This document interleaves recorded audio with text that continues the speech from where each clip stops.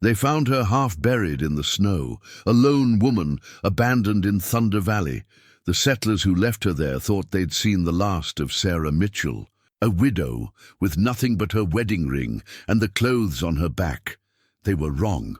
Colton Reid wasn't supposed to be riding through the valley that day. The richest rancher in the territory usually took the main trail. But something, fate, providence, or just plain luck, led him down that lonely path.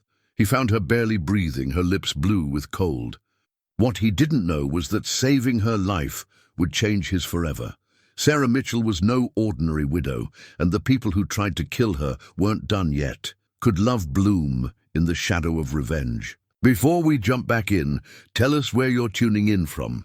And if this story touches you, make sure you're subscribed, because tomorrow I've saved something extra special for you. Sarah Mitchell's fingers had long since gone numb. The torn pages of her journal scattered around her in the snow, her last attempt to start a fire rendered useless by the howling wind. She'd been walking for hours, or maybe days. Time had become a blur of white landscape and biting cold. "Keep moving," she whispered to herself, her voice barely audible over the winter wind. Her wedding ring caught what little sunlight filtered through the clouds, a bitter reminder of everything she'd lost. First Thomas, taken by fever last spring, and now this, betrayed by the very people who'd promised to help her through her. Grief. She should have seen it coming. The way Martha Blackwood's eyes had narrowed when Sarah refused James Blackwood's proposal. "A widow can't survive alone," Martha had said, her voice dripping with false concern. "You need a man's protection." But Sarah hadn't wanted James Blackwood's kind of protection. She'd seen the bruises on his first wife's face before consumption claimed her. She'd rather face the wilderness alone than chain herself to a man like that. The settlers hadn't taken her refusal well. They'd come in the night, dragged her from her small cabin and loaded her into a wagon. "If you won't be reasonable," Elder Thompson had said, "then you leave us no choice. We can't support every stubborn widow who won't do what's right." They'd driven for hours in the bitter cold, deep into Thunder Valley where no one would find her. They'd left her with nothing but the clothes on her back and her wedding ring. "So you can remember your foolish pride," Martha had sneered. Sarah stumbled, catching herself against a snow-covered pine.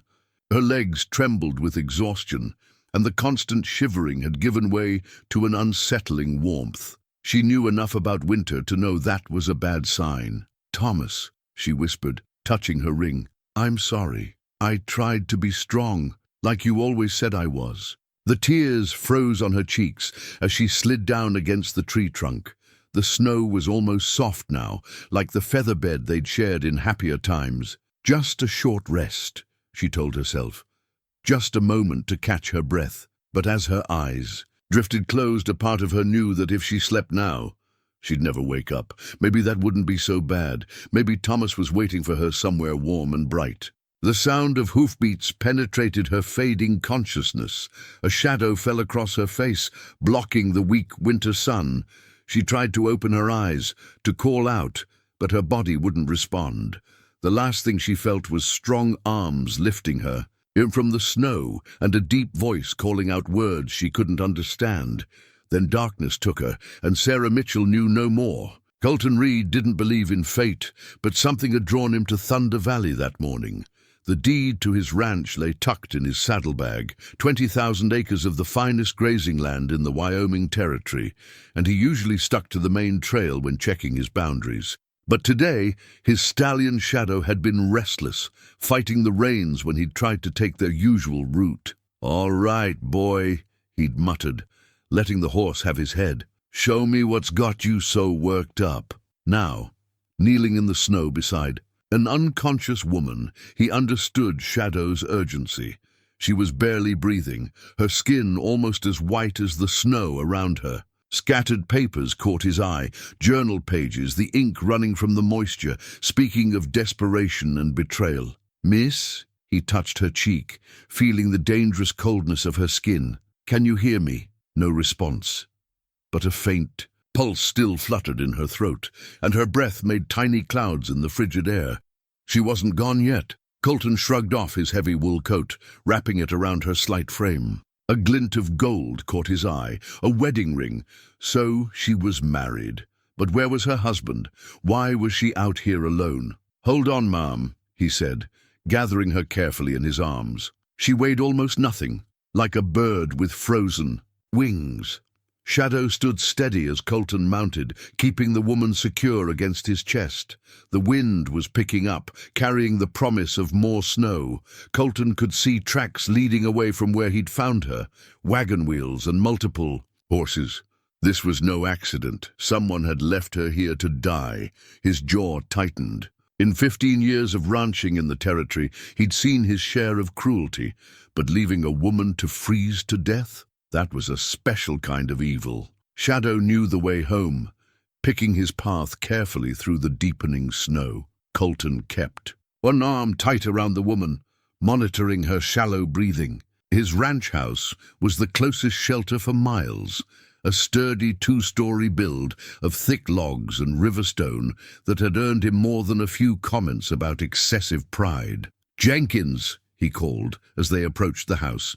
His foreman appeared. On the porch, eyes widening at the sight of the unconscious woman. "Get Mrs. Cooper," Colton ordered, referring to his housekeeper, "and send for Doc Matthews, quick as you can." Jenkins didn't waste time with questions, disappearing inside. By the time Colton dismounted with his burden, Mrs. Cooper was holding the door open, her usually stern face softening with concern. "Lord above," she breathed, taking in the woman's condition.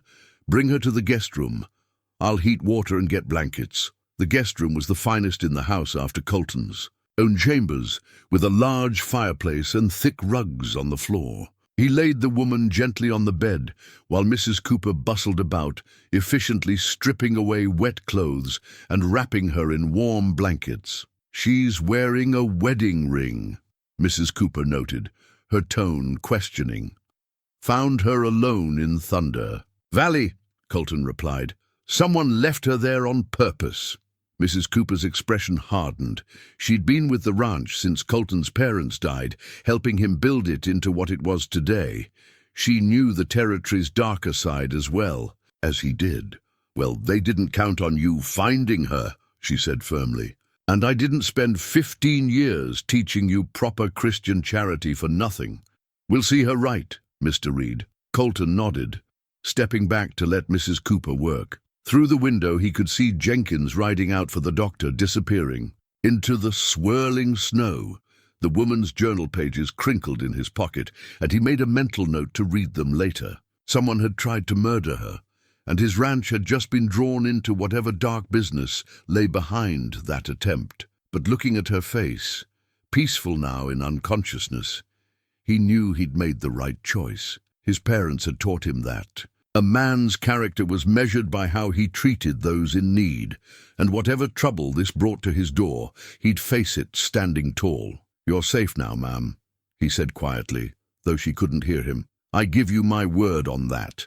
Mrs. Cooper worked swiftly, wrapping Sarah in her grandmother's quilt, a cherished heirloom she'd brought west from Virginia. The squares of faded calico and muslin held generations of warmth, and the old woman whispered prayers into each layer she tucked around the frozen stranger. Doc Matthews arrived as the sun was setting, his medical bag crusted with snow.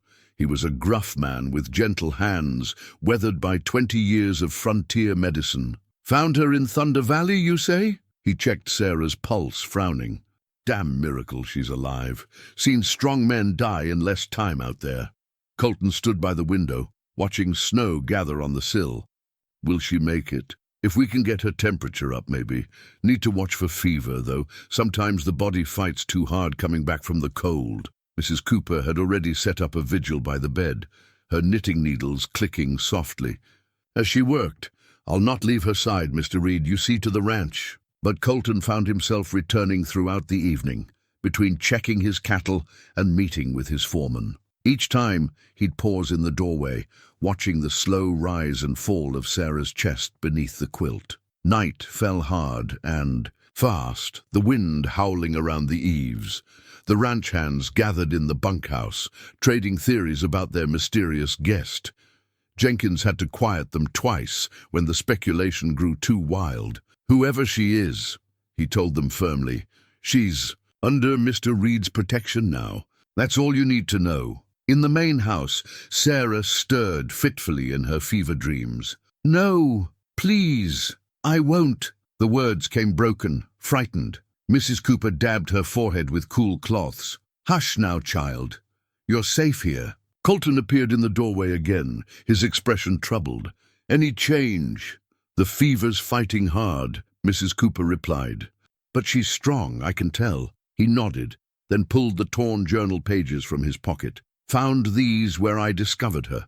Thought you should see them." Mrs. Cooper read slowly, her face darkening. "Those monsters," she whispered. "To do this to a widow. There's a special place in hell." "The Blackwoods," Colton said grimly. "I've heard rumors about James before. Never thought they'd go this far. What will you do? For now, keep her safe. After that, depends on what she wants." Sarah moaned softly, turning her head. In the firelight, they could see the bruises on her wrists where rough hands had grabbed her. "Those bastards marked her," Mrs. Cooper hissed, all pretense of proper language forgotten. "I hope you make them pay, Mr. Reid. All in good time." "Mrs. Cooper, first we need her well." The night deepened. Mrs. Cooper dozed in her chair while Colton paced the house, unable to sleep. Something about this woman called to him, perhaps her vulnerability, or maybe the strength it must have taken to refuse a monster like James Blackwood. Near dawn, Sarah's fever broke. Her breathing steadied, and some color returned to her cheeks. Mrs. Cooper woke to find her charge sleeping naturally at last. The worst danger past. "Thank the Lord," she murmured, adjusting the quilt. The early morning light caught the wedding ring on Sarah's finger, making it glow like a promise. Colton came in with coffee for Mrs. Cooper, his own cup steaming in the cold morning air. "You should rest. I'll watch her for a while." "Ha! And what do you know about nursing? Enough to call you if anything changes." She studied him for a moment, seeing something in his face that made her smile knowingly. "Very well, but mind you stay in that chair by the door. Wouldn't be proper otherwise." He settled into the chair, watching the sunrise paint gold across Sarah's peaceful face. The grandmother's quilt rose and fell with her breathing, each moment a small victory over death. Outside, the ranch was coming to life. Cattle lowed in the distance and boots crunched on fresh snow as the hands began. And their day. But here in this room, time seemed to pause, waiting for a woman to wake and tell her story. Sarah woke to the unfamiliar smell of pine smoke and coffee. For a moment, she thought she was back in her cabin with Thomas. Then the memories crashed over her. The settlers, the cold, the darkness. Her eyes flew open as she tried to sit. Up, panic rising in her throat. "Easy now," came a woman's steady voice. "You're safe here." An elderly woman sat nearby, her silver hair neatly pinned back, holding a small brown bottle of medicine. Sarah recognized the label from the doctors. Treatments during Thomas's fever. "Where?" Her voice cracked, dry as autumn leaves. "Reid Ranch," the woman said, helping her sip water from a tin cup. "Mr. Reid found you in Thunder Valley 2 days ago. I'm Mrs. Cooper, his housekeeper." Sarah's hand trembled as she touched her throat, remembering the cold. "I thought I was dying." "You nearly did. But the Lord had other plans, it seems."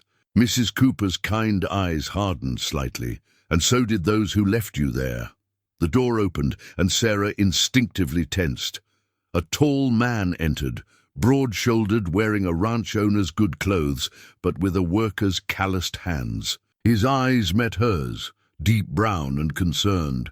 "Good morning, Mom," he said softly, keeping his distance. "I'm Colton Reid." Sarah studied him, this stranger who had saved her life. He wasn't what she'd expected of a wealthy rancher. There was no arrogance in his stance, no assumption of authority. He waited patiently while she found her voice. "Sarah Mitchell," she managed. "I thank you for saving my life." He nodded, pulling a chair closer but not too close. "Can you tell us what happened? We found your journal pages, but—" "The Blackwoods," she said, her voice stronger now. They didn't like that I refused James's proposal. Mrs. Cooper made a sound of disgust. That man's no better than a rattlesnake. They said a widow has no place alone, Sarah continued, that I was being prideful, refusing to remarry. But James, I saw how he treated his first wife. I couldn't. You don't need to explain, Colton interrupted gently. No woman should be forced to marry against her will. Sarah touched her wedding ring, drawing strength from it. They came at night. Elder Thompson said they were doing God's work, teaching me humility. A bitter laugh escaped her. They left me to freeze to show me how much I needed them. Colton's jaw tightened, but his voice remained calm. You're welcome to stay here as long as you need. The Blackwoods and their kind don't come to Reedland. I couldn't impose. It's not an imposition, Mrs. Cooper cut in. This house could use another woman's touch, unless you've got somewhere else to go. Sarah thought of her little cabin, probably already claimed by the settlers. All her possessions, her memories of Thomas, gone. No, she whispered. I have nowhere. Then it's settled, Colton said. Rest now.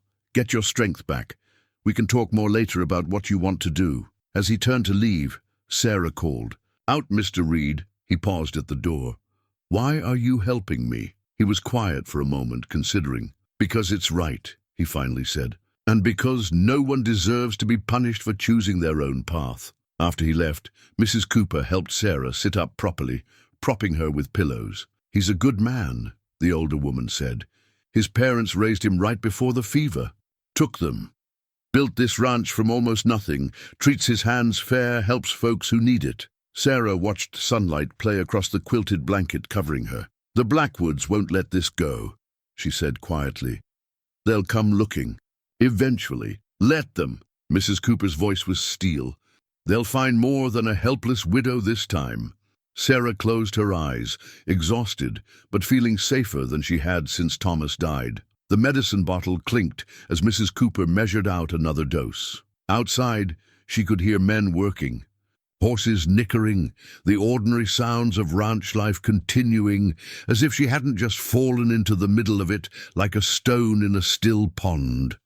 But for the first time in months, she felt something like hope. Whether it came from the safety of these walls or the quiet strength of the man who'd saved her, she couldn't say. But it was there, fragile as a spring flower pushing through snow. The letter arrived a week after Sarah's rescue, delivered by a nervous boy from town who wouldn't meet anyone's eyes. Jenkins found it nailed to the ranch's main gate, the paper thick and expensive, the kind the Blackwoods used for their church. Announcements. Sarah's hands shook as she read it in Colton's study. The Lord does not look kindly on those who harbor the prideful. Return what was rightfully cast out, or bear the consequences of divine judgment. Colton took the letter from her trembling fingers, his face darkening as he read. Divine judgment, he muttered. They dress up murder in Scripture and call it God's will. They won't stop, Sarah said quietly. The Blackwoods have always used the settlement's faith to control people. Those who don't bend, break. Like James's first wife? Sarah nodded. Mary Blackwood. She tried to leave him once. They found her body in the creek 2 days later. Everyone knew, but no one would speak against the family. Jenkins cleared his throat from the doorway. Riders spotted in the north pasture, Mr. Reid. Just watching, but they're armed. Double the patrols, Colton ordered. No one works alone. Until further notice. After Jenkins left, Sarah stood by the window, watching snow fall in the gathering dusk. I should go. I'm bringing danger to your door. You're bringing nothing, Colton said firmly. They're the ones choosing violence. But your ranch, your people, can handle ourselves. He moved to stand beside her, close enough that she could feel his warmth. This isn't the first time we've dealt with threats. The Blackwoods are different. They have the whole settlement behind them. Elder Thompson's word is law there. This is Reed land, Colton replied. The only law here is justice. That evening, Mrs. Cooper found Sarah in the kitchen, compulsively, cleaning already spotless dishes. The older woman didn't speak, just pulled out her knitting and settled into her chair by the stove. I used to think I was strong, Sarah finally said. "When Thomas died, I faced it. When the settlement whispered about me living alone, I held my head high. But now you're tired of being strong?" Mrs. Cooper's needles clicked steadily. "Good! Means you're smart enough to know when to let others help carry the load." A horse's whinny cut through the night, followed by shouts from the bunkhouse. Sarah's heart jumped, but Mrs. Cooper remained calm. "Just the night watch changing," she said, "though I expect we'll be hearing more commotion in the coming days." "How can you be so calm?" Mrs. Cooper set down her knitting. "Child, I've been on this ranch 20 years, seen rustlers, angry neighbors, and men who thought they could take what wasn't theirs. The Blackwoods may hide behind the Bible, but they're just bullies with fancy words." A shadow crossed the kitchen window, one of the ranch hands on patrol. Sarah watched him pass, rifle ready. "I never wanted anyone else hurt because of me." "No one ever does." Mrs. Cooper resumed her knitting. "But sometimes standing alone isn't brave. It's just prideful in a different way." Later that night, Sarah couldn't sleep. The letter's threats echoed in her mind, mixing with memories of Mary Blackwood's bruised face and the cold of Thunder Valley. She wrapped herself in a shawl and wandered to the study. Colton was there, studying maps of the ranch by lamplight. He looked up as she entered, but didn't seem surprised to see her. "Couldn't sleep?" he asked. "Too many ghosts tonight?" He nodded, understanding in his eyes. "Pull up a chair. Company's welcome." She sat, watching him mark defensive positions. On the map, his hands were steady, his planning methodical. This was a man used to protecting what was his. "Why did you really help me?" she asked suddenly. "The truth." Colton set down his pencil, considering her question. "When I found you in the snow, something in me knew I couldn't ride past, not just because it was right, but because—" He paused, choosing his words carefully. "Because I recognized something in you, the kind of strength that makes cruel men afraid." Their eyes met across the desk, and something shifted in the lamplight between them. A recognition, perhaps, or a possibility neither was ready to name. The moment broke as Jenkins knocked, bringing news of more riders near the property line. But Sarah carried the warmth of it with her through the long night, a shield against the growing shadows. Sarah found her place in the ranch's rhythm gradually, like water finding its course. It started in the kitchen, where Mrs. Cooper's old cookbook lay open on the counter each morning. The leather-bound volume was worn with use, its pages spotted, with decades of cooking stains, each recipe telling its own story of ranch life. "My mother taught me to make bread like this," Sarah said one morning, her hands deep in dough. The familiar motions brought comfort, memories of happier times. Mrs. Cooper watched approvingly. "Good.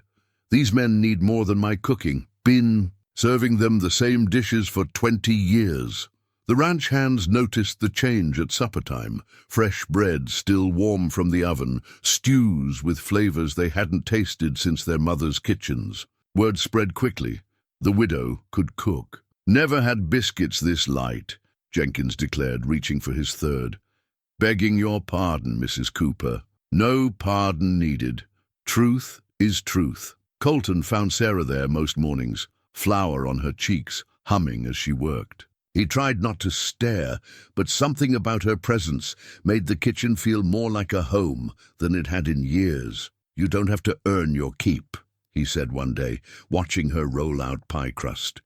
"You know that, right?" She paused, considering. "I know, but I want to. Keeping busy, it helps," he understood. Idle hands left too much time for darker thoughts, for remembering threats that still lurked beyond the ranch's boundaries. Every day brought reports of settlers watching the property, testing the edges of Reed land. But in the kitchen, with sunlight streaming through windows and the smell of baking bread in the air, those threats seemed distant. Sarah's confidence grew with each successful dish, each word of praise from the ranch hands. She started keeping her own notebook, jotting down recipes and modifications. Mrs. Cooper found her one evening, comparing her notes to the old cookbook. "Making it your own," the older woman observed. "Is that all right?" "More than all right. Place needs to grow, same as people." The kitchen became Sarah's sanctuary, but not her prison. She ventured out more each day, learning the ranch's routines. The hands tipped their hats respectfully when she passed, no longer whispering about the mysterious widow. One crisp morning, she walked to the corral where Colton was working with a young horse. She watched him move with the animal, gentle but firm, building trust through patience. "Beautiful creature," she said when he finished. "Want to meet her?" He held out his hand. Sarah hesitated only a moment before accepting. The mare sniffed her palm curiously as Colton guided her closer. "She's learning to trust again," he explained. "Previous owner was too rough with her." The parallel wasn't lost on Sarah. "How do you know she won't always be afraid?" "You don't, but you give her reason to believe in better things." His hand was warm over hers as they stroked the mare's neck. "Time and patience do the rest." That evening, as Sarah kneaded bread for the next day, she thought about trust and time, about hands that helped instead of hurt. The cookbook lay open beside her, but she barely needed it now. Her body remembered the rhythms, just as it was, learning new ones. Mrs. Cooper came in, bringing the scent of cold air with her. "Riders spotted up near Thunder Creek," she said quietly. Jenkins sent word. Sarah's hands stilled in the dough. "The Blackwoods. They're kind, just watching. For now." She nodded, resuming her kneading with perhaps more force than necessary. The cookbook's pages rustled in a draft, and she automatically reached to smooth them. "Should I be doing this?" she asked suddenly. "Making myself at home here, when it might all what? End?" Mrs. Cooper sat in her chair, by the stove. "Child, everything might end. Doesn't mean we stop living while we can." Sarah looked around the kitchen, her workspace now as much as anyone's. Steam rose from pots on the stove. Dried herbs hung from the rafters, and tomorrow's bread waited to be shaped by her hands. "I thought I'd lost everything," she said softly. "In that snow. But here I am, making bread like nothing's changed." "Everything's changed," Mrs. Cooper corrected. "You're not just surviving anymore. You're living. That's what really scares them, you know, the ones who tried to break you." Sarah touched the cookbook's worn pages, thinking of all the women who'd cooked from it before her, adding their own notes, their own wisdom. She was part of that story now, whether the future held peace or storm. "Then let them be scared," she said, and reached for the flour bin. The broken fence post was discovered at dawn. Jenkins found it during his morning patrol, not just fallen, but deliberately smashed. Deep boot prints in the mud showed it was no accident, and the crude cross carved into the wood left no doubt. "About the message. Blackwoods," he said grimly when Colton arrived to inspect the damage. "Must have come in the night. Those tracks lead back toward the settlement." Sarah stood a few paces back, wrapping her shawl tight against the morning. Chill. The splintered wood reminded her too much of her own cabin's broken door the night they'd taken her. "They're getting bolder," Colton observed, running his hand along the jagged edges. "Testing our response." More ranch hands gathered, their faces hard as they surveyed the damage. Word had spread about why Sarah was at the ranch, and the men had taken it personally. This wasn't just an attack on property, it was a challenge to their collective honor. "Want us to ride to the settlement?" asked Mike Harris, one of the younger hands. "Show them we don't take kindly to vandals?" "No," Colton's voice was firm. "That's what they want, to draw us into something they can twist into justification." Sarah stepped forward, touching the crude cross. "They'll say it's God's will. That's how they operate, every cruelty wrapped in scripture." "God's will or not," Jenkins said, "we need to strengthen our patrols. They got too close this time." Colton nodded. "Double the night watch. No one rides alone, even during daylight." He turned to Sarah. "And you stay close to the house." She wanted to protest, to say she wouldn't live in fear, but the broken fence post spoke louder than pride. These weren't just threats anymore. This was a promise of violence to come. Back at the house, Mrs. Cooper was waiting with coffee and concern.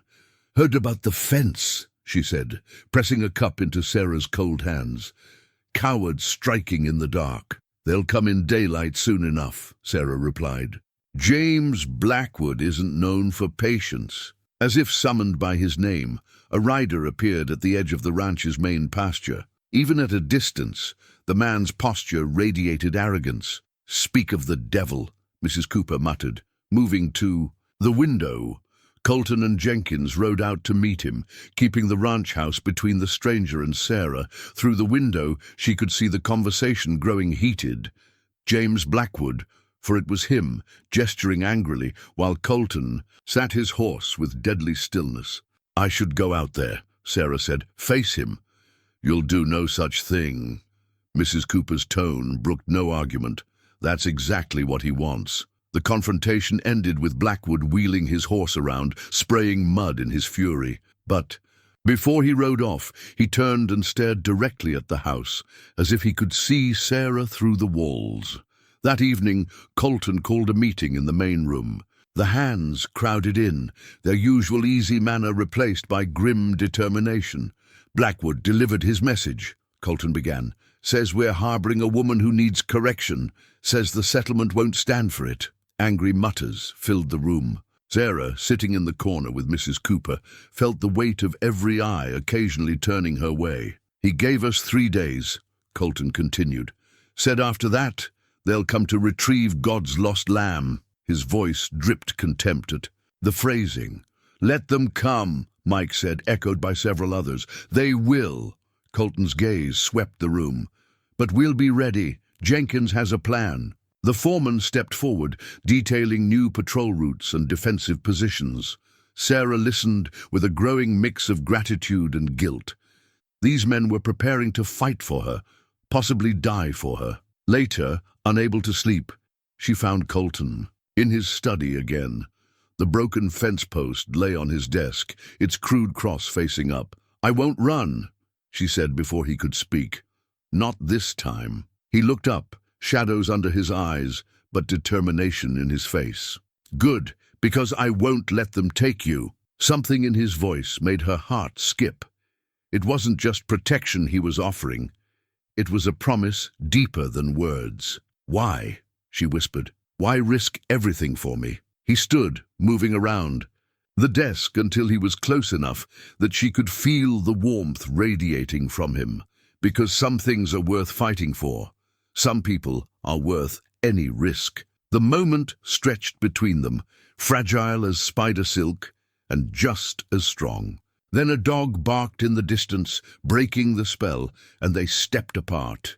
But something had changed, as irreversible as the broken fence post on his desk. The line between protector and something more had blurred, and neither of them could pretend they didn't feel it. The old newspaper clipping fell from between the cookbook's pages, yellowed with age, but still readable. Sarah picked it up carefully, smoothing its creased surface. The headline caught her eye. "Tragedy at Black River Settlement.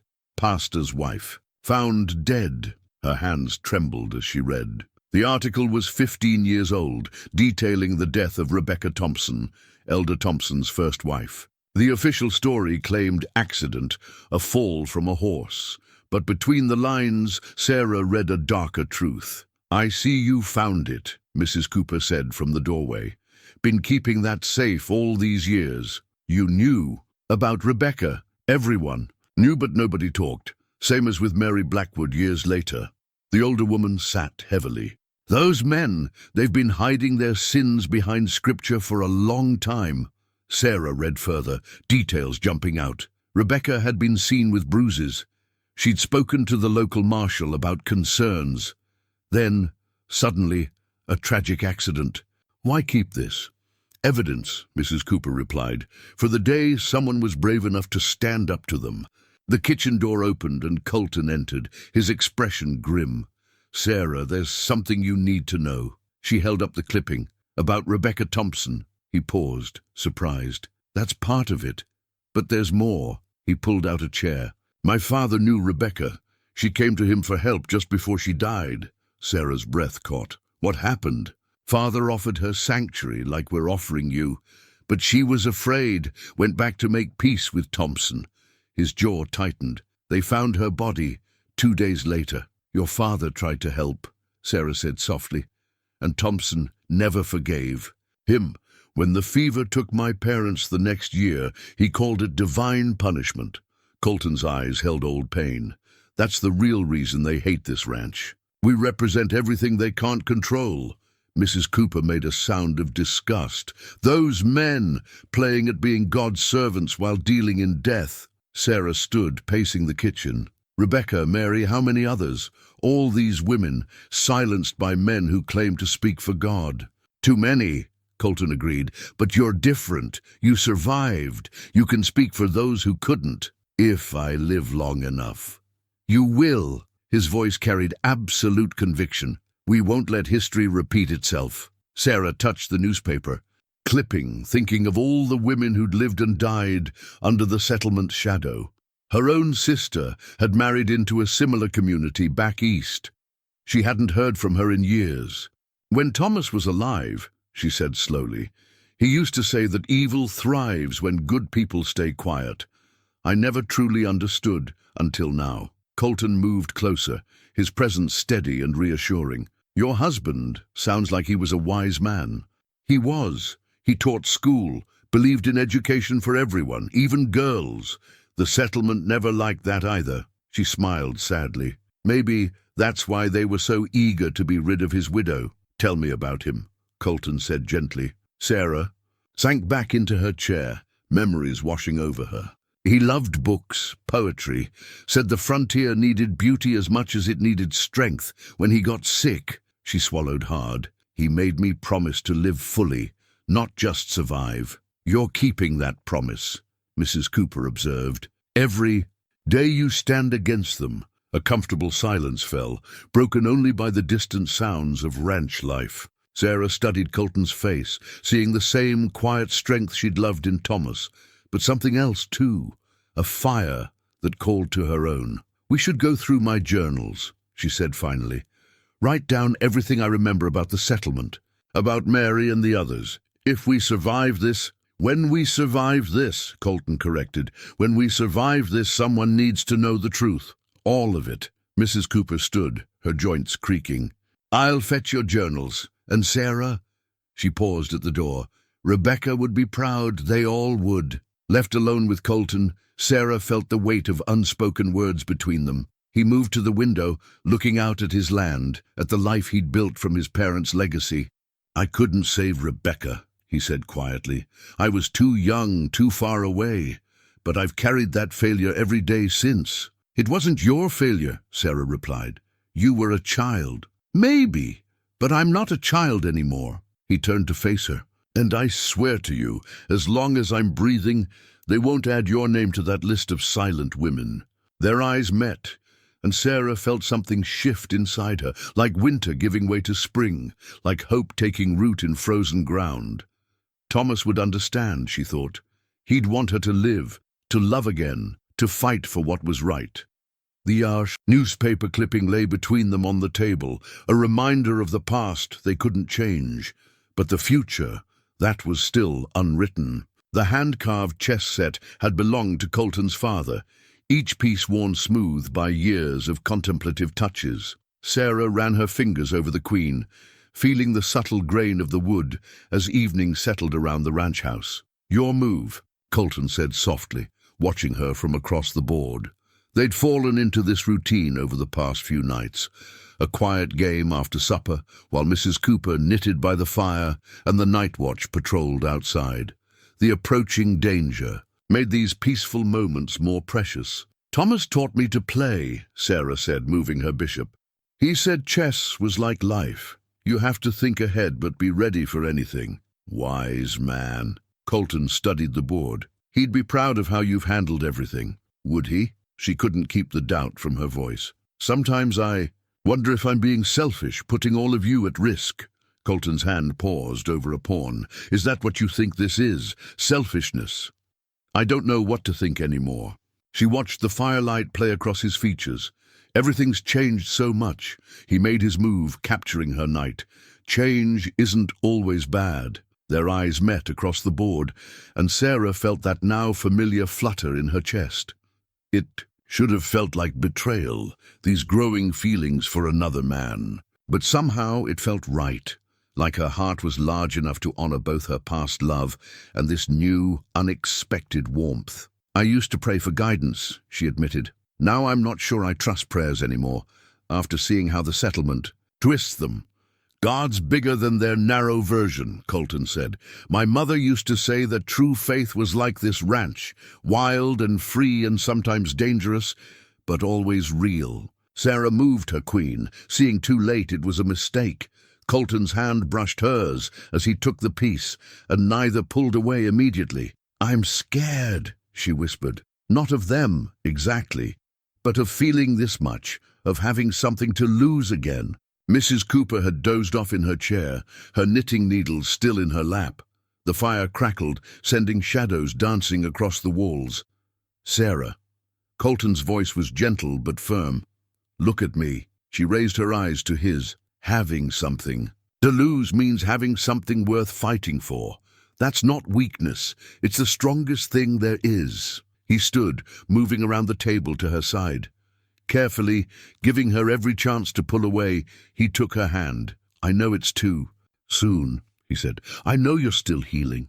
But I need you to know that whatever comes, whatever you decide, you have a place here, with us." Sarah looked at their joined hands, feeling the calluses on his fingers, the strength and gentleness in his grip. She thought of Thomas, of his last words to her. "Live, my love. Really live." Slowly she stood, keeping hold of Colton's hand. "I don't know if I'm ready," she said honestly, "but I know I feel safe here, with you." He lifted his free hand to her cheek, thumb gently brushing away a tear she hadn't realized had fallen. "That's enough for now." The moment stretched, tender and fragile. Then, with the same care he showed his horses, Colton leaned down and pressed his lips to hers. The kiss was brief, gentle, a question more than a demand. When they parted, Sarah rested her forehead against his chest, listening to his steady heartbeat. Outside, a ranch hand's boots crunched on frozen ground. A dog barked in the distance, and somewhere an owl called into the night. The ordinary. Sounds of life continuing, even as everything changed. "The Blackwoods come tomorrow," she murmured. "Let them come." His arms tightened protectively around her. "We face it together." In her chair, Mrs. Cooper smiled secretly, her eyes still closed, her knitting forgotten in her lap. Sometimes she knew the best medicine for a wounded heart was the promise of a new dawn. The chess pieces stood forgotten on the board, the carved queen lying on her side but not defeated. Tomorrow would bring its own battles, but tonight was for this quiet revelation, this gentle unfurling of possibility. Sarah thought of Thomas, of his love for poetry and beauty. He would understand, she knew, that love wasn't a finite thing, that the heart could expand to hold both memory and hope. Tomorrow she would face her enemies standing tall, stronger for having known two good men in her life. The fire burned low, but neither Sarah nor Colton moved to rekindle it. Some warmths came from within, and no winter wind could touch them. Marshal Wade Duncan arrived at the ranch just after sunrise, his badge catching the early light. He was a tall man, with iron-gray hair and eyes that had seen too much frontier justice to trust easy solutions. "Quite a situation you've got here, Reid," he said, dismounting in the yard. "Elder Thompson's been to my office, says you're harboring a fugitive." Colton stood his ground, one hand resting near his gun. "She's no fugitive, Marshal.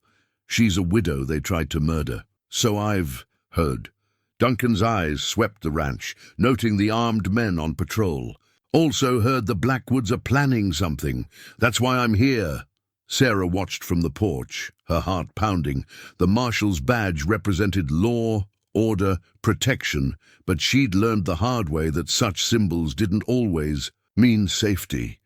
"Show him," Colton said over his shoulder to her. "Show him everything." She brought out her journal, the newspaper clipping about Rebecca Thompson, every piece of evidence they'd gathered. Duncan read through it all, his weathered face growing grimmer with each page. "Damn," he muttered. "I always suspected, but they covered their tracks well. Thompson's got half the territory's judges in his pocket. So you won't help? Sarah couldn't keep the bitterness from her voice. Didn't say that. Duncan handed back the papers. Law's one thing. Justice is another. Sometimes they don't line up as neat as they should. He turned to Colton. I can't officially take sides, but I can tell you the Blackwoods have been gathering men, and I can tell you I'll be patrolling this area heavy for the next few days. Understood, Marshal? Colton's voice held respect and recognition of the careful line Duncan was walking. As the Marshal mounted up, he paused. Miss Mitchell, what they did leaving you to die, that's murder in my book, whether it worked or not. You remember that if things get rough. After he rode away, Sarah stood close to Colton, watching dust settle on the trail. Was that a warning or a blessing? Both, I think. He squeezed her hand. He's giving us room to defend ourselves. The day turned tense with waiting. Ranch hands cleaned their rifles openly now, and Mrs. Cooper packed medical supplies where they could be quickly reached. Just in case, she said, but her eyes were worried. By afternoon, word came from town. The Blackwoods had closed their store early. Riders were gathering at the settlement. Tonight, Jenkins predicted, they'll come at dark. Sarah found herself in the kitchen, methodically kneading bread she knew might never be baked. The familiar motion helped calm her nerves. I should send you away, Colton said from the doorway. Get you somewhere safe until this blows over. No, she didn't look up from her work. I'm done running, done being the victim in their story. He crossed to her, flour dusting his black coat as he pulled her close. I know, but I had to offer. She breathed in his scent, leather and pine and gun smoke. Whatever happens tonight, I want you to know, don't. His voice was rough. Tell me after, when we've won. The sun set blood red that evening. Ranch hands took their positions, and Mrs. Cooper loaded a shotgun with practiced ease. My Henry gave me this before he died, she said, seeing Sarah's surprise. Said a woman alone needs to be her own protection sometimes. Sarah touched her wedding ring, thinking of Thomas. Of all the women who died under the settlement's shadow, she wouldn't be one of them, not tonight. The Marshal's badge had shown her something important, that even the law knew the difference between what was legal and what was right. Tonight, she would stand with these people who'd become her family, defending not just her life, but her right to live it fully. In the growing darkness, she heard Colton giving final instructions to his men. His voice carried authority and care, a leader who knew he was asking his people to risk everything for what was right. Their eyes met across the yard, and in that moment, Sarah felt the last chains of fear fall away. Whatever came with the night, she was exactly where she belonged. The first warning shot split the darkness an hour after sunset. The rifle felt strange in Sarah's hands. A man's weapon, Thomas would have said. But Thomas wasn't here, and the night was filled with shouts and gunfire. From her position by the upstairs window, she could see shadows moving at the edge of the ranch's lamplight. They're trying to spook the horses, Jenkins called from below. Circle around to the barn. The settlers had come in force. She counted at least 20 mounted men. James Blackwood's voice carried across the yard, thick with righteous fury. Send out the widow, Reid. Don't make us take her. Colton's response cracked like a whip. Try it and see what happens. A bullet splintered the window frame beside Sarah. She didn't flinch. Fear had burned away, leaving only cold determination. When the next shot came, she returned fire, just as Colton had taught her. A cry of pain told her she'd found her. Mark, that's our girl, Mrs. Cooper muttered from nearby, her own shotgun ready. Show them you're not helpless anymore. The battle spread across the ranch like wildfire. Settlers tried to break through in waves, but Colton had positioned his men well. Every approach was covered, every advantage used. The ranch hands fought with the coordination of men who'd worked together for years, protecting what was theirs. Sarah moved from window to window, offering covering fire where needed. She saw Mike Harris take a bullet to the shoulder, but keep fighting. Watched Jenkins lead a countercharge that drove back a group trying to fire the barn. Through it all, Colton's voice kept them steady, directing the defense. Then she saw him, Elder Thompson himself, hanging back in the shadows, watching his men die for his cause. The sight filled her with fury. This man who'd wrapped murder in scripture, who'd killed his own wife and called it God's will. "I see him," she said to Mrs. Cooper, "the coward's letting others do his dirty work." "Like always," the older woman spat. "Men like that never risk themselves." A new volley of gunfire drew their attention. The settlers had regrouped, and this time they came with purpose. James Blackwood led them, charging straight for the house. "They're making their push," Jenkins shouted. "Hold the line!" Sarah took careful aim at Blackwood, but a rider crossed her shot. The bullet meant for him took another man from his saddle instead. The sight made her stomach turn, but there was no time for regret. The world narrowed to simple things: the weight of the rifle, the smell of powder, the thunder of hooves and guns. She lost track of time, moving and shooting by instinct now. At some point, she realized she was praying, not to the settlers' vengeful God, but to whatever power watched over good people fighting for their lives. A scream cut through the chaos. Mike Harris again, this time thrown from his horse. Sarah saw James Blackwood bearing down on him, rope in hand. Without thinking, she ran downstairs and out onto the porch. Her first shot went wide, but the second caught Blackwood's horse in the flank. The animal reared, throwing its rider hard against a fence post. "Sarah, get back inside!" Colton appeared beside her, gun blazing at the men trying to reach their fallen leader. "No!" She stood her ground. "I won't hide anymore." Together they held the porch, forcing the settlers back. Sarah felt Colton's presence beside her like a wall of strength, matching her shot for shot. In that moment, she understood what real partnership meant. Not ownership or submission, but standing together against whatever came. The tide turned.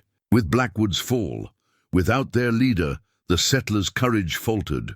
Elder Thompson, seeing the battle lost, was the first to retreat. Others followed, leaving their wounded behind. "Let them run," Colton ordered when some of his men would have pursued. "We've made our point." Dawn was breaking by the time the last shots faded. Sarah looked at the destruction: broken fences, wounded men, blood on the snow. The cost had been high, but they'd held. Mrs. Cooper was already tending the injured, ordering men around with brisk efficiency. Mike Harris would live, though. His arm would need time to heal. 2 settlers lay dead, and several more wounded were being treated with the same care as their own. "Because we're not them," Colton said when Sarah questioned this. "We don't let men die if we can help it, even enemies." She leaned against him, suddenly exhausted. "They'll come back. Maybe, but they know now what it means to fight people who stand together." He touched her cheek, gentle despite the gunpowder staining his hands. "You were magnificent," she thought, of the woman she'd been just weeks ago, afraid and alone in the snow.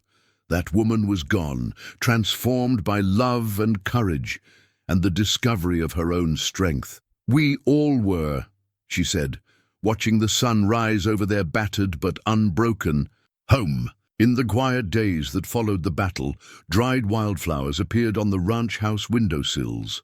Sarah found them each morning: prairie roses, sage blossoms, late autumn daisies. Mrs. Cooper said the ranch hands were leaving them their rough way of showing support for the woman who'd fought beside them. The injured men recovered slowly. Mike Harris bore his wound with pride, telling anyone who'd listen how Sarah had saved him from Blackwood. His arm would heal crooked, but he claimed it was worth it. "Got my own battle scar now," he joked from his sickbed. "Ladies love those, right?" Sarah changed his bandages daily, fighting guilt each time she saw the wound. "I'm sorry you were hurt because of me, Miss Sarah," he said seriously. "I've taken bullets for a lot less worthy causes. This one I'm proud of." The ranch slowly repaired itself. Broken fences were mended, bullet holes patched, bloodstains washed away by rain. But other changes lingered, deeper, permanent ones. The ranch hands moved differently now, more alert, always watching the horizon. And Sarah found herself studying every visitor with wary eyes, measuring them for threat. She found Colton one evening in the barn, tending to his horse's battle wounds. Shadow had taken a graze across his flank, nothing serious but enough to leave a scar. "Like master, like mount," she said, touching the bandage on Colton's arm where a bullet had found him during the fight. "We heal," he replied, understanding she meant more than just physical wounds. "That's what matters." She helped him change Shadow's dressing, their hands working together with practiced ease. The horse stood quietly, trusting them despite his pain. Trust, Sarah had learned, was its own kind of healing. "The marshal rode by today," she said, "while you were checking the north pasture." Colton's hands stilled. What did he want? "To tell us James Blackwood's still alive. He's hurt bad, but he'll recover." She stroked Shadow's neck, drawing comfort from the warm hide. "They're gathering at the settlement again. Let them gather." Colton's voice was steel. "We'll be ready." But readiness, Sarah knew, carried its own cost. She saw it in Mrs. Cooper's face when she counted their ammunition, in Jenkins' eyes when he trained new men to replace those who'd left after the fighting. The ranch was becoming a fortress, and part of her mourned that necessity. That night, she couldn't sleep. The full moon painted silver shadows across her bed, and every rustle of wind sounded like approaching riders. She found herself in the kitchen, seeking comfort in familiar tasks. The dried wildflowers caught her eye, arranged in a jar by the window. Their colors had faded, but their beauty remained, transformed rather than diminished. Like her, she thought. Like all of them, Mrs. Cooper found her there staring at the flowers. Without a word, the older woman put on coffee and sat with her. "I never thanked you," Sarah said finally, "for teaching me to be strong again. Child, you were always strong. You just needed to remember it." Mrs. Cooper poured 2 cups. "And you've taught us a thing or two as well." "About what?" "About standing up, about choosing what's right over what's easy." She sipped her coffee. "About love, too, though you might not know it." Sarah thought of Colton, of how natural it felt now to fight beside him, to build something worth defending. "I'm not sure I know anything about love anymore." "Sure you do. Love's what makes us heal when we think we can't, makes us fight when we think we're beaten." Mrs. Cooper's eyes were kind. "Makes us plant flowers in the middle of war." Dawn found them still talking, sharing coffee and memories and quiet hopes for the future. Outside, the ranch hands were already starting their day, their voices carrying on the morning air. Sarah heard laughter among them, proof that joy could survive even in uncertain times. Later, walking to check on Mike, she passed the spot where James Blackwood had fallen. New grass was already growing there, covering the blood-stained earth. Nature itself seemed determined to heal, to go on living despite human conflicts. She picked a late wildflower growing through a fence rail and added it to the kitchen jar. Its petals were bright against the dried blooms, a reminder that beauty could come in many forms, at many times. The ranch was different now, marked by battle but not broken by it. And so was she, scarred perhaps but stronger for the healing. The legal documents arrived by special courier, affidavits, testimonies, and official records that Marshal Duncan had been quietly gathering. Sarah spread them across Colton's desk, each paper adding another piece to the settler's dark history. 3 more women, she said, voice tight with anger. All dead in accidents after speaking against the settlement, and those are just the ones with records. Colton studied a death certificate, his jaw clenched. Martha Blackwood's sister among them. Fell downstairs after threatening to expose James's gambling debts. The evidence painted a damning picture. Years of corruption, covered-up crimes and systematic abuse, all hidden behind the settlement's respectable facade. The marshal had done his work well, following money trails and collecting statements from those who'd fled the settlement over the years. Thompson's been bribing judges, he'd told them when he delivered the papers. But even corrupt men have limits.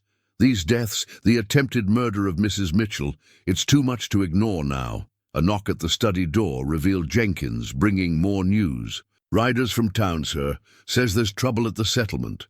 They found out the details soon enough." James Blackwood, still recovering from his injuries, had turned on Elder Thompson. The two men's accusations against each other had sparked a schism in the settlement, with families taking sides and old grievances surfacing. "They're eating their own now," Mrs. Cooper observed grimly. "Truth has a way of doing that." Sarah watched from the porch as more riders arrived.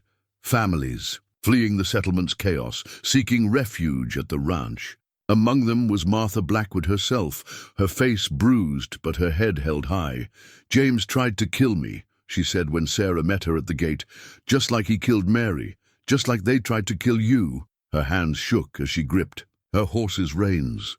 "I should have spoken up years ago. Maybe those other women would still be alive." Sarah helped her down, seeing not the proud woman who'd sneered at her in Thunder Valley, but another victim of the settlement's poison. "You're speaking now.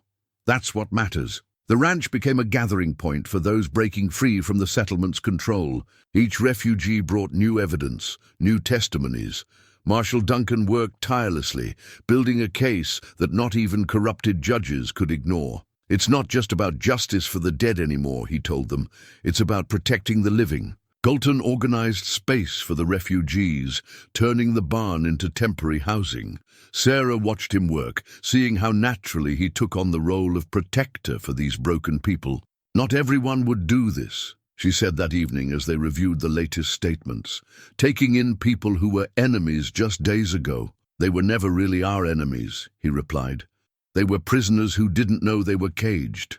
The legal papers grew into stacks, then boxes, stories of theft, extortion, and violence spanning decades. Sarah spent hours recording testimonies, her hand cramping as she wrote, but her resolve unwavering. Martha Blackwood proved especially valuable, revealing details of her brother's crimes that even the marshal hadn't uncovered. "James always kept records," she explained. "His insurance against Thompson turning on him. I know where they're hidden." The revelation sent ripples through the territory. When Marshal Duncan returned from the settlement with James Blackwood's ledgers, even he looked shaken by what they contained. "This goes beyond the territory," he said. "Federal prosecutors are interested now. Thompson and Blackwood weren't just killing women. They were stealing land, laundering money through the church, blackmailing officials." Sarah thought of Thomas, of his belief in justice and truth. "He used to say that evil thrives in darkness," she told Colton that night. "That bringing things to light was half the battle." "Your Thomas was a wise man," he responded, taking her in, "and you're honoring his memory by finishing what he believed in." The documents on the desk seemed to glow in the lamplight, paper weapons in a war for justice. Sarah touched them gently, thinking of all the women whose stories they contained. They would have voices at last, even if they couldn't speak for themselves anymore. "We're not just fighting for ourselves now," she realized. "We're fighting for everyone who couldn't." Colton's hand tightened on hers. "And this time," he promised, "we're going to win." Elder Thompson's pocket watch ticked loudly in the pre-dawn silence, its gold case reflecting lamplight as he placed it carefully on his desk. The settlement was in chaos, but he took this moment to maintain his routine, as if clinging to ceremony, could hold back the tide of justice approaching. At the Reid Ranch, Sarah watched the sun rise, knowing this day would change everything. Marshal Duncan had ridden in late the previous night with news. Federal agents were on their way, but Thompson wouldn't wait for them. "He's gathering what's left of his loyal men," Duncan had reported. "They mean to end this before the law arrives." Colton's pocket watch showed 6 a.m. when the first warning came. Jenkins rode in hard from the north boundary, his horse lathered. With effort. "They're coming! At least 30 men, Thompson leading them himself this time." The ranch mobilized with practiced efficiency. Refugees were moved to the storm cellar, armed men took their positions, and Sarah found herself back at the upstairs window, rifle ready. But something felt different this time. They weren't just defending themselves now, they were standing for justice itself. "Thompson's desperate," Colton said, checking his weapons. "That makes him dangerous." "Desperate men make mistakes," Sarah replied. touching the watch he'd given her to coordinate their defense. "And we're ready for them." The settlers came with the rising sun at their backs, Thompson's voice carrying across the morning air. "This is God's judgment, Reid. You've harbored evil, and now you'll pay the price. Only judgment coming is from the law, Thompson." Colton's reply was steady. "Federal agents are on their way. It's over." "Nothing's over while I draw breath." The battle erupted with new fury. Thompson's men fought like fanatics, believing their leader's promises of divine protection, but the ranch defenders had something stronger than faith. They had truth on their side. Sarah moved between positions, coordinating with Mrs. Cooper to supply ammunition where needed. Through her scope, she saw Thompson hanging back again, letting others die for his cause. But this time, she was ready. "Martha," she called to the woman who'd once condemned her to die. "It's time." Martha Blackwood stepped onto the porch, her voice cutting through the gunfire. "Edward Thompson, face me and answer for Mary's death, for Rebecca's, for all of them." The effect was electric. Thompson's men hesitated, hearing one of their own name their sins. Martha continued, her accusations carrying to every corner of the battlefield. "I saw you push Rebecca down those stairs, saw you help James cover up Mary's murder. How many more deaths on your hands, Elder?" Some of Thompson's men began to lower their weapons. Others looked uncertainly at their leader, seeing him perhaps for the first time as he truly was. Thompson's composure cracked. With a roar of rage, he spurred his horse forward, firing wildly at the woman exposing his crimes. But Sarah was ready. Her shot caught him in the shoulder, spinning him from his saddle. The fighting stuttered to a halt as Thompson fell. In the sudden quiet, the sound of approaching horses drew everyone's attention.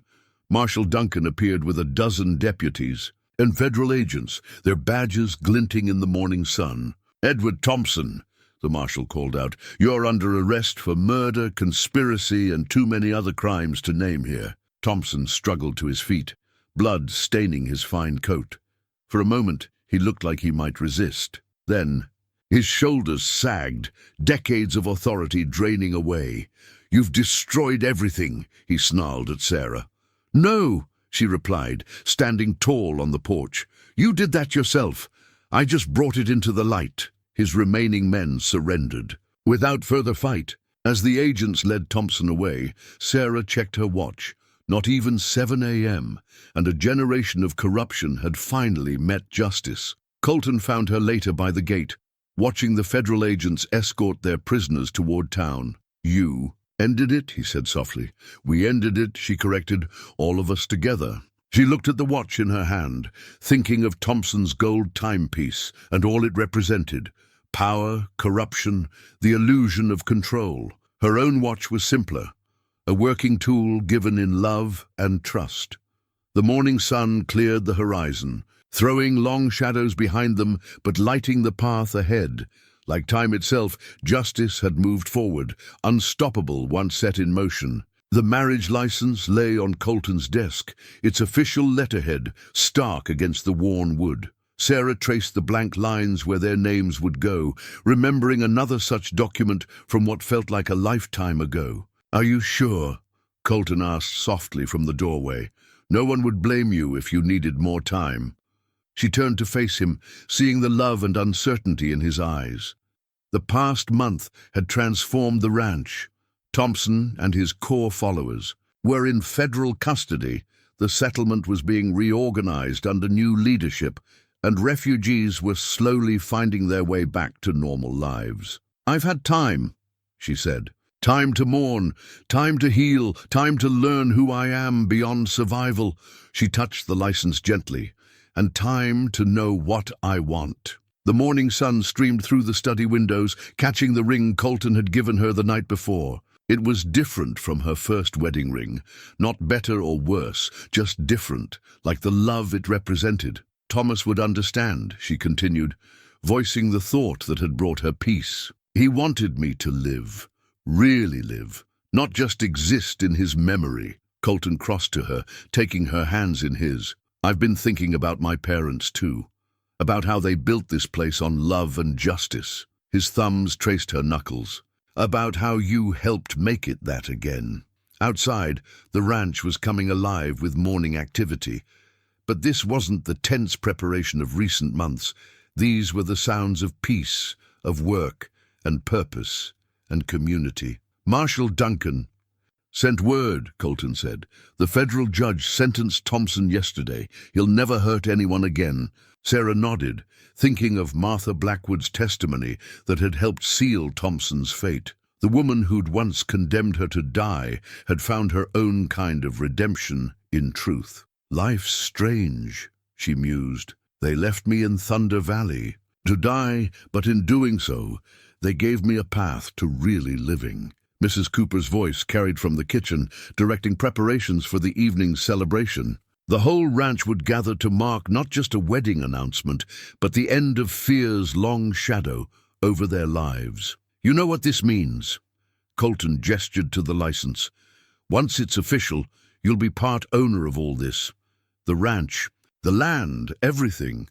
I already am, she said simply. Not by law, but by choice, by fighting for it, bleeding for it. She smiled. By baking bread in its kitchen and tending its wounded and making it home. He pulled her close, his heartbeat steady against her cheek. When I found you in the snow that day, I thought I was saving your life. Didn't know you'd end up saving all of ours. We saved each other, she corrected.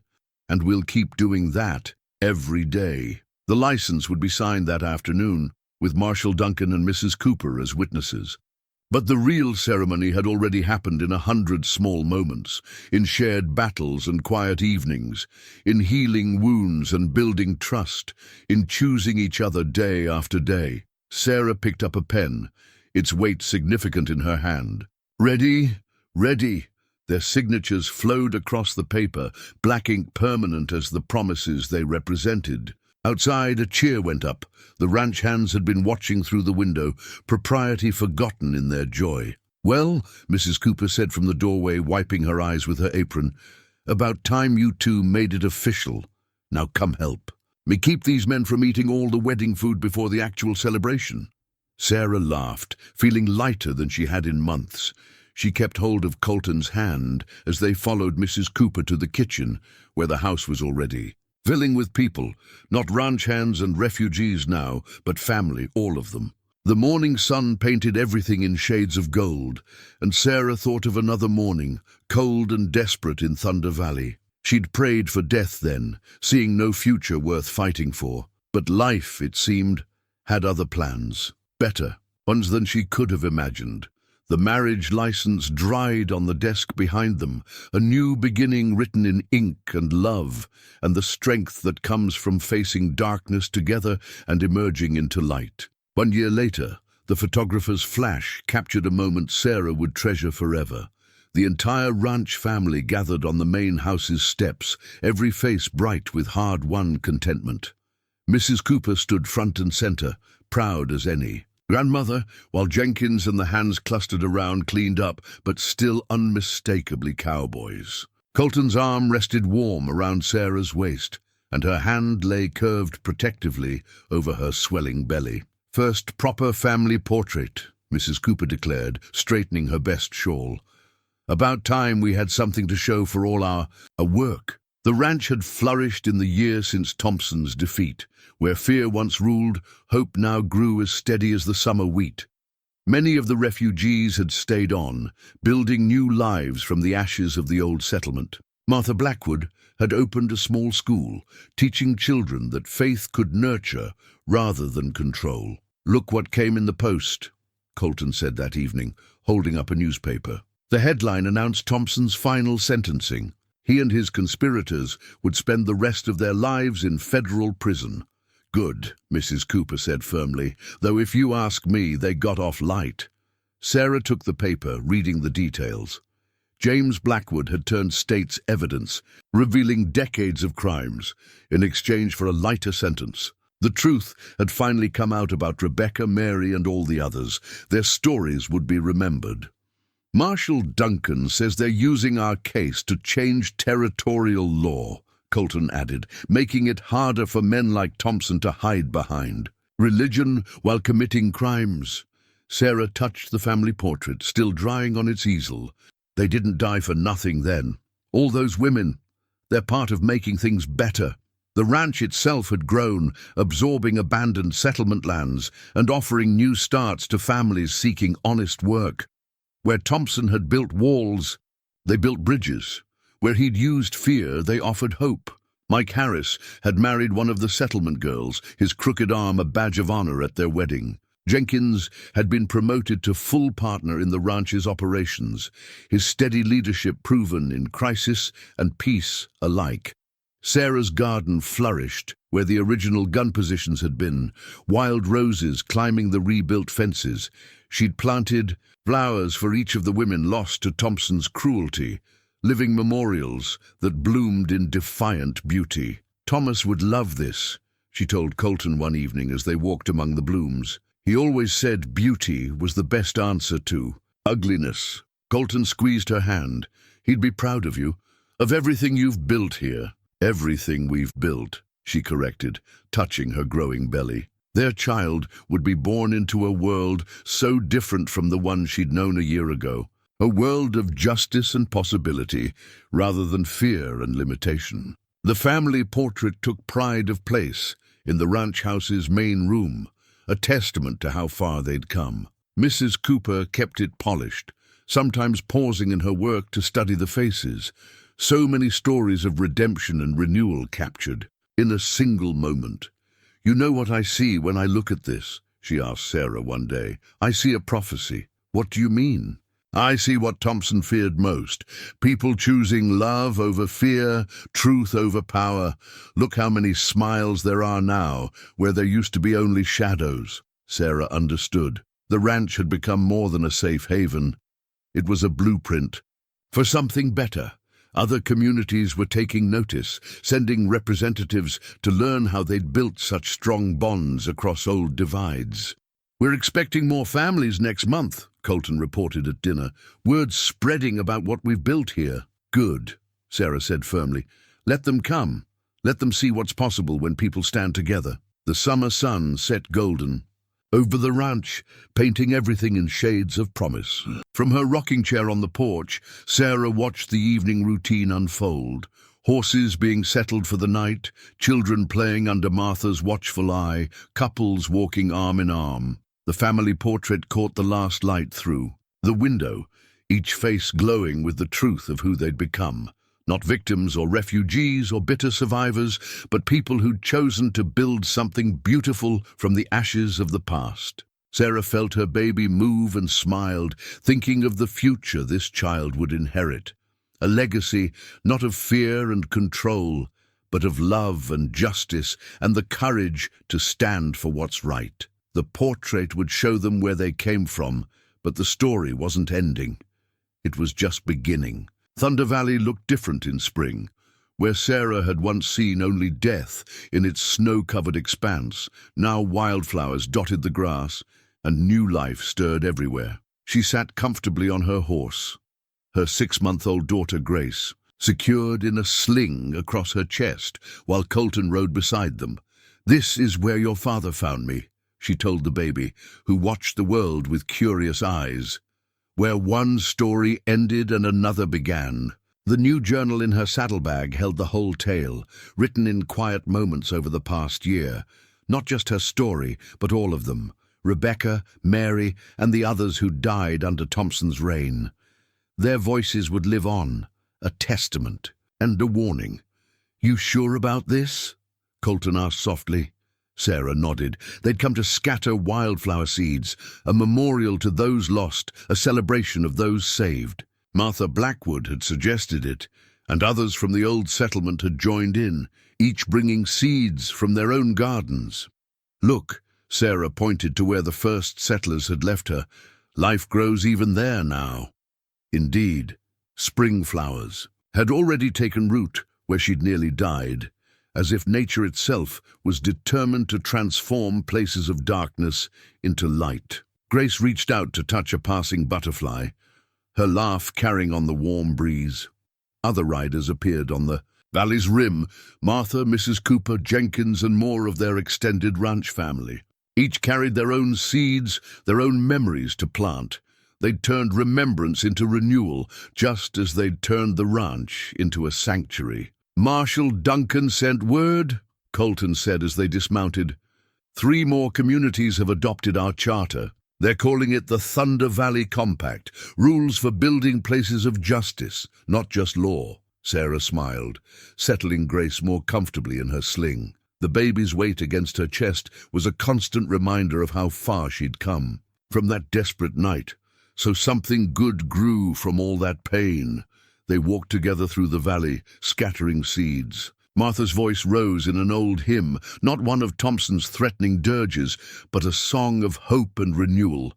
Others joined in, their voices carrying across the land that had seen so much sorrow and was now witnessing rebirth. "I used to hate this place," Sarah admitted, taking Colton's hand. "Now I see it differently. Without what happened here, we wouldn't have found each other, wouldn't have built what we did. And you wouldn't have found your strength," he added. "I had it all along, we all did. We just needed to stand together to use it." Grace fussed a little, and Sarah soothed her with a gentle bounce. Her daughter would grow up knowing the whole story. The darkness and the light, the fear and the courage, the hate and the love that had shaped their world. The sun climbed higher as they worked, promising another warm spring day. Sarah thought of that cold morning when she'd lain in the snow, thinking all was lost. She'd prayed for death then, but life had answered instead. Fierce, demanding, beautiful life. They gathered finally on a small rise, watching the valley stretch before them. The scattered seeds would bloom in their own time, covering the ground in colors that would remind everyone who passed. Here, love had triumphed over hate. Here, justice had overcome cruelty. Here, a woman left to die had risen to help build a better world. "Ready to go home?" Colton asked as the others mounted up. Sarah took one last look at Thunder Valley, seeing not what was, but what would be. Next spring, flowers would bloom here. Next year, more communities would embrace the changes they'd started. The future stretched out as wide and promising as the valley itself. "Yes," she said, holding her daughter close. "Let's go home." They rode out together, leaving the valley to its transformation. Behind them, the first seedlings were already reaching for the sun, turning a place of endings into one of beginnings. And Sarah Mitchell Reid, once left to die in snow and shadow, carried within her the greatest truth of all, that love, justice, and courage could transform any wilderness into a garden, any wound into wisdom, any ending into a new and better beginning.